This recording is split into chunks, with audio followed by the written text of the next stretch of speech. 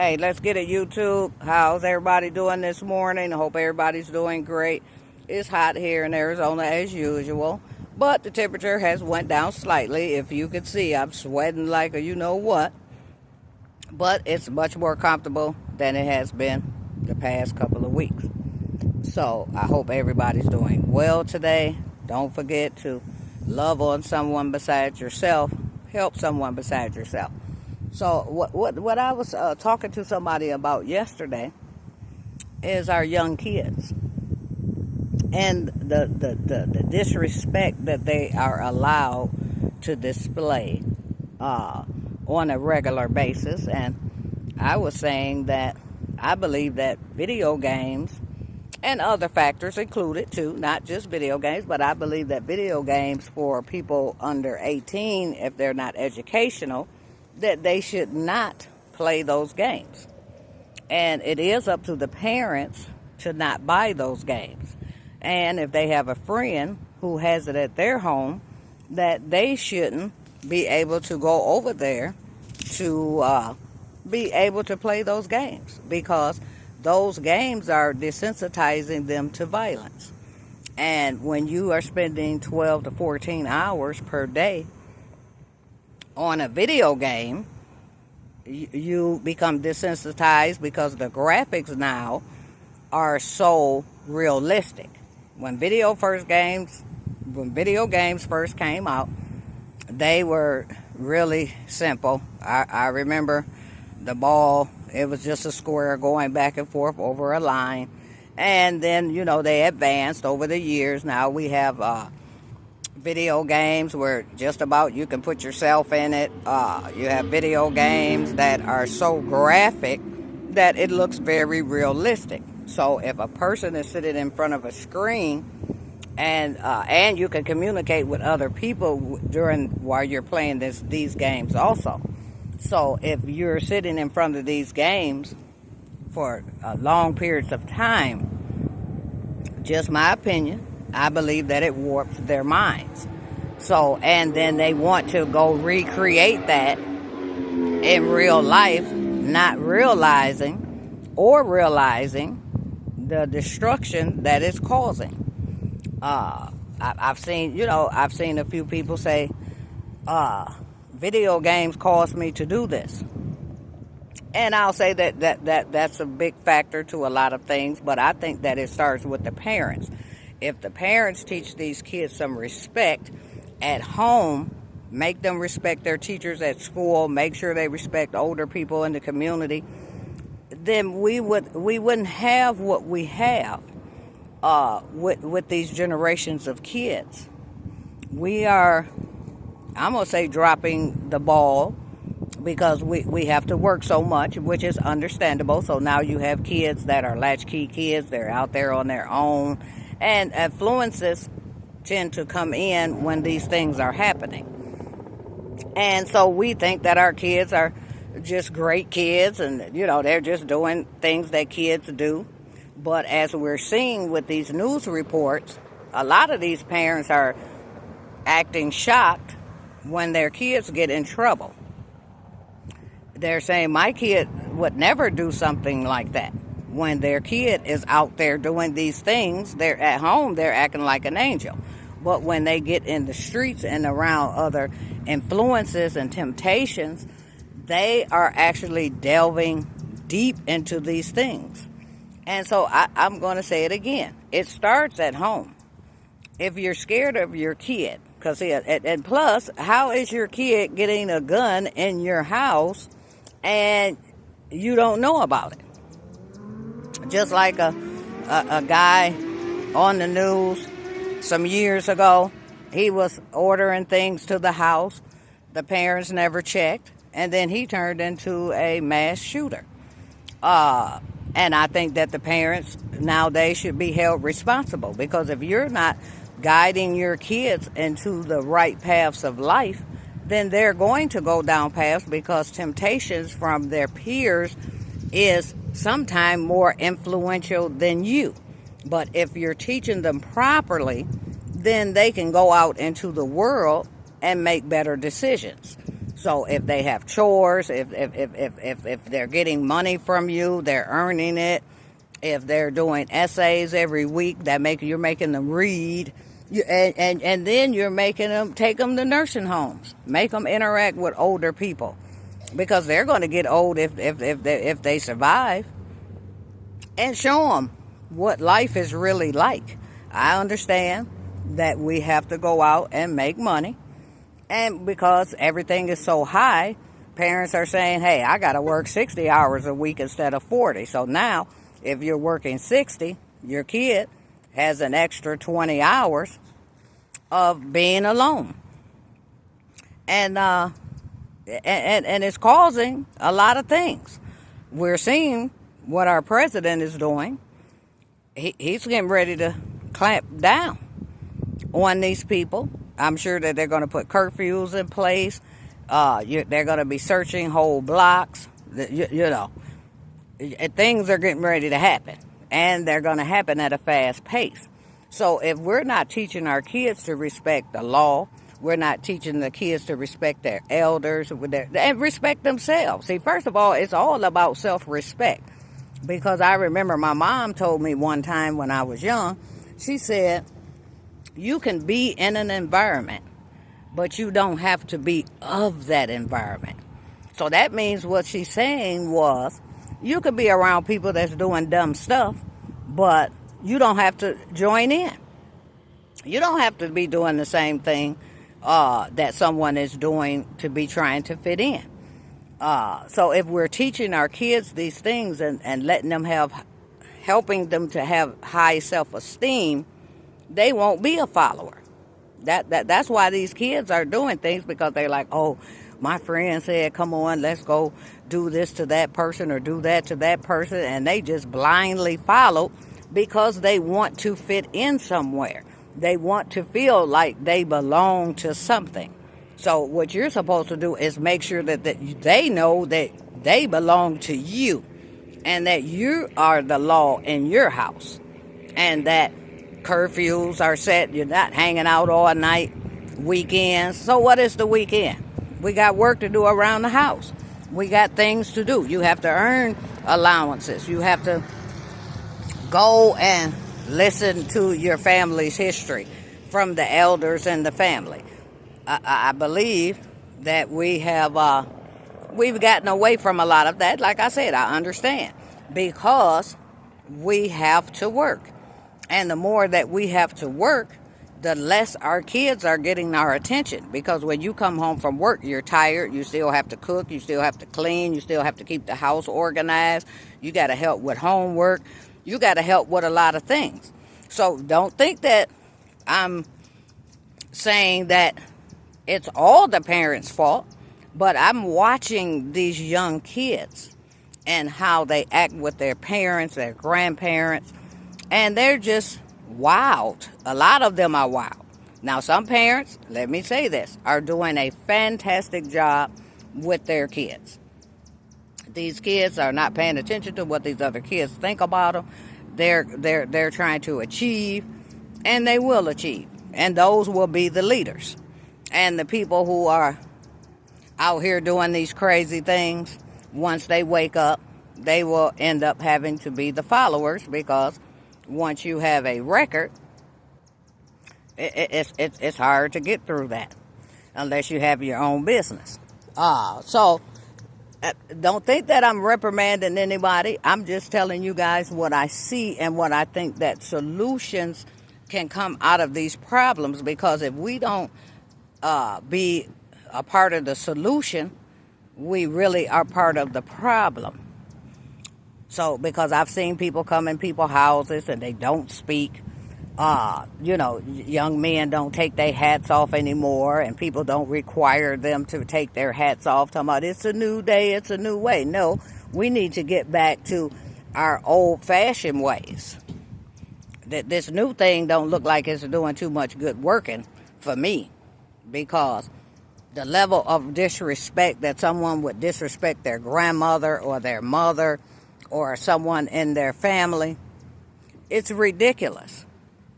And I personally don't allow it around me, because if you would do that to your parents or your grandparents, you would actually try to do something like that to me. So I don't allow that. I counsel kids all the time, and I tell them, hey, you need to respect your parents. What if someone else came up to them disrespecting them? You would be out here getting wild and crazy. So we need to do a better job, people, because we need to stop blaming other people, other cultures for our demise. And because I think that we're causing the demise by being scared of these young people, allowing them to wear what they want to wear, how they want to wear it. I don't do that. If we shopping, if my budget is this or if my budget is that, that's it. I don't care what your friends say or think about what you have on, because it shouldn't matter to you either. Because guess what? Those same people are not going to pay for your clothes. They're not going to pay for your bail when you get in jail. They're not going to put commissary on your books when you're in prison forever. They're not going to do it. You're going to be a lost memory and within a week. So, people, get your kids together. It starts with the parents. I don't know if anybody, and I'm sure everybody has heard this. It does take a village to raise a kid.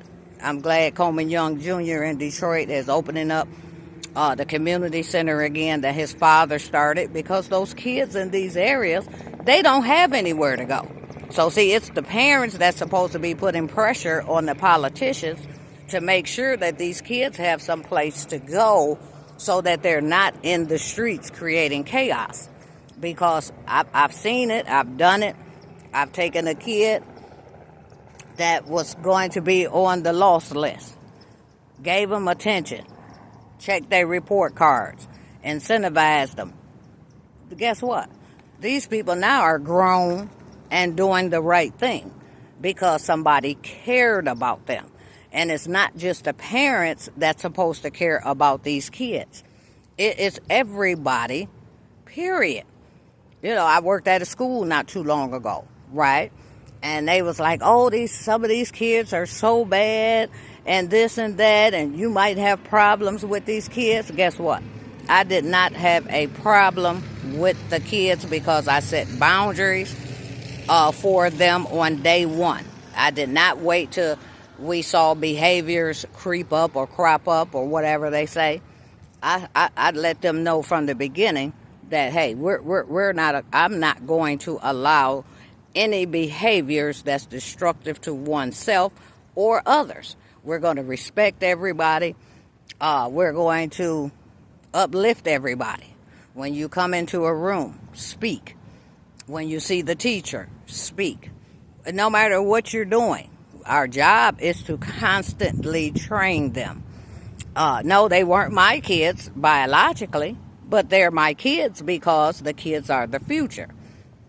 And those same kids, when I see them now, they run up to me and be like, Miss Val, oh, we love you, we miss you. Yeah, because I put structure in place. Not just running willy-nilly, not talking to people how you want to talk to them, not coming to school late, and not doing your work while you're in the classroom. So we can change people. It is on us, and we can change people with love. I showed them love every day.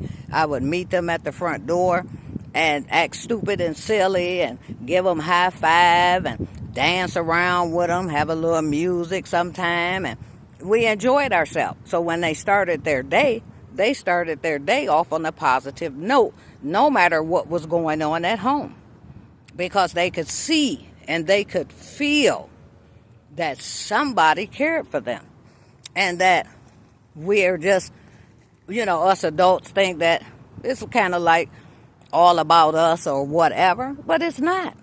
Once you have kids, your life is supposed to be dedicated to the kids and making sure that they're productive members of society, not just members of society, but productive members of society that know how to lead once they leave your house. Your kids is supposed to be a leader and not a follower, because that's what we're finding, that we're making a lot of followers instead of a lot of leaders. And so that's why we find ourselves in these dilemmas. I'm hearing about National Guard going to Chicago, National Guard going to Washington, D.C., even after the president had said a while ago that he knew for sure that the D.C. crime had went down. Now, all of a sudden, he's taken over a city. And the reason why he's doing that is because people are trying to go to work, they're trying to travel, they're trying to go to dinner, and then they're coming up on these situations that they should not have to be coming up on. So people are mad about him sending the National Guard to these cities, but you don't have control of your city. If you had control of your city, there would be many more community places for the kids to go after school. There would be more sports. There would be just more everything, more art classes, more tutoring centers. These are the things that we need for our kids. They can't just keep running up and down the street, because what's up and down the street? Trouble. Oh, trouble around every corner that they go around. But now they had a place in the school, after school, that they didn't even have to leave the school to be able to do things after school, to open up their minds, get their bodies physically together. Guess what? We would actually have better people running around. So it's on us. It's not the kids' fault. We can't blame these kids for doing what they're doing, because guess what? Something else that I thought about. How are our kids getting their hands on weapons that they have no business having? How is that possible? Somebody has to be making these things, and somebody has to be selling them to us, because we don't even have those things at the corner store. We don't have them at the supermarket, right? So how are they getting these things? So it has to be coming from the black market. That's what needs to be explored. Who is putting these weapons, and why are they putting these weapons in our neighborhood? Nobody needs to shoot an elephant, right? We're not doing anything to horses or bears in the middle of a city. So how are these people constantly, and I'm saying constantly, get rid of a weapon, they're getting another one? That's our fault.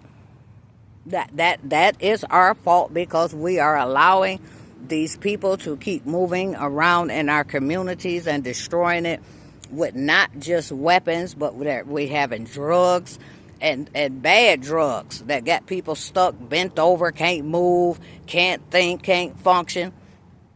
That's our fault. So the kids see this stuff. The kids actually see these things, and they take this stuff to heart and thinking that they have no hope, because they're in the middle of a zombieville. And they're looking at these adults like, wow, these people can't protect me. These people can't do this. These people won't do that. So they're taking it upon themselves to protect themselves. So now they're seeking out ways to protect themselves. We got to do better, people. We have to do better, because if you want to see worse, best to believe you can see worse. Trust me. So that's enough for me today about that. But yeah, we need to get quite a few things together in our communities. I'm proud. Like I said, I've said it in previous videos, I'm glad of these groups that are bum rushing these neighborhoods and letting these people know we're not getting ready to keep standing for this crap.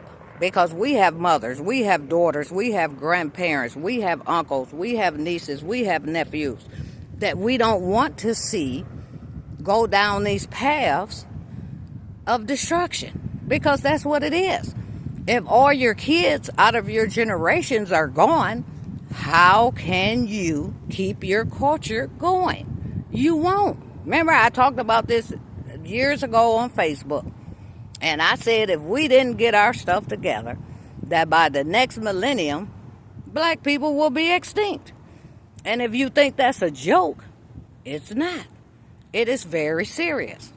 If you watch the movies, you don't see a lot of black people in the space movies. No, because they're not expecting us to survive. And we are actually helping them to destroy us. So, hey, that's it for me today. Facebook, like, comment, share, subscribe. Tell me what you think about what I'm talking about. If you don't agree, tell me. If you agree, tell me. And plus, tell me some solutions so I can pass those solutions on to the right people so that we can start getting some things done. Because and I'm hoping, this is just my hope, that it's not too late for us. That it's just not too late. And, hey, I want everybody to have a good day, but I just come on here because I want people to think more of what that they can do to help other people and to help these young kids in these neighborhoods. Keep your neighborhoods clean. The kids walking down the street, neighborhood all dilapidated and messed up, and so they don't feel good. So negative thoughts come in. Negative people are able to come in and offer them things that make them offers they can't refuse because we're dropping the ball. So, hey, that's it for today, YouTube. I appreciate you guys. Everybody that comes by, I don't care if it's one person that comes by, I really appreciate you because guess what? It's not about the quantity of people that come. It's the quality of people that come to your page that possibly can help someone else. So I see the sun is coming out. So I'm getting ready to go in here with my auntie and catch some of this air conditioning because we got a whole bunch to do while we out today. So, yeah, I appreciate you guys. It's my pleasure to be here in front of you guys. Hey, let's do better, people. I mean, really, we right now, at this point, we don't even have a choice but to do better. Or it will get worse. Later, YouTube.